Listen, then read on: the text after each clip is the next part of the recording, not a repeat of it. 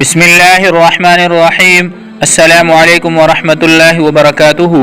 حضرت ابن اسماعیل رحمۃ اللہ علیہ فرماتے ہیں کہ اگر کوئی دیندار بندہ خواب کے اندر ریت کے اوپر چل رہا ہے تو دلیل ہے کہ اللہ پاک اس کے معاملات کو آسان فرمائے گا، اور اگر خواب میں ریت پر چلے اور بے نمازی ہے، دین سے دوری ہے، تو دلیل ہے کہ اس بندے کے اوپر غم، پریشانی اور مصیبت آنے والا ہے، پریشان کن خواب ہے، صدقہ کرنا چاہیے۔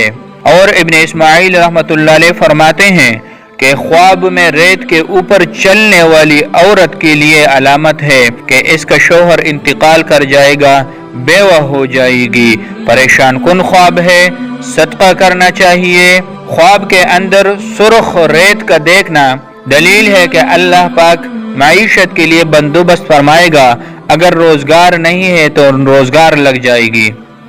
اور خواب کے اندر زرد ریت دیکھنا بیمار کے لیے صحت کی علامت اور دلیل ہے۔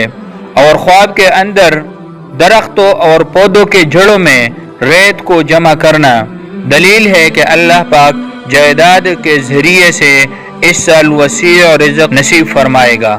اگر خواب کے اندر دیکھے کہ مٹی جمع کر رہا ہے یا اٹھا رہا ہے تو دلیل ہے کہ اللہ پاک مال، دولت اور منفعت نصیب فرمائے گا۔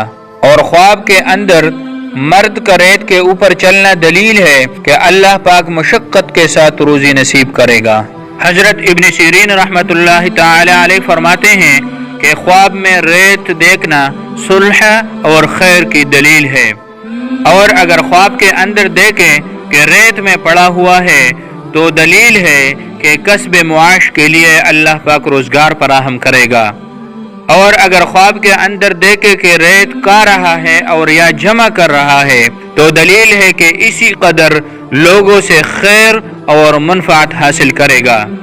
حضرت امام جعفر صادق رحمۃ اللہ تعالی علیہ فرماتے ہیں کہ خواب میں ریت کا دیکھنا 4 وجہ پر ہے۔ نمبر 1 مشغول ہونا، نمبر 2 مال، نمبر 3 منفعت، نمبر 4 مرتبہ اور عزت لیکن محنت اور مشقت کے ساتھ۔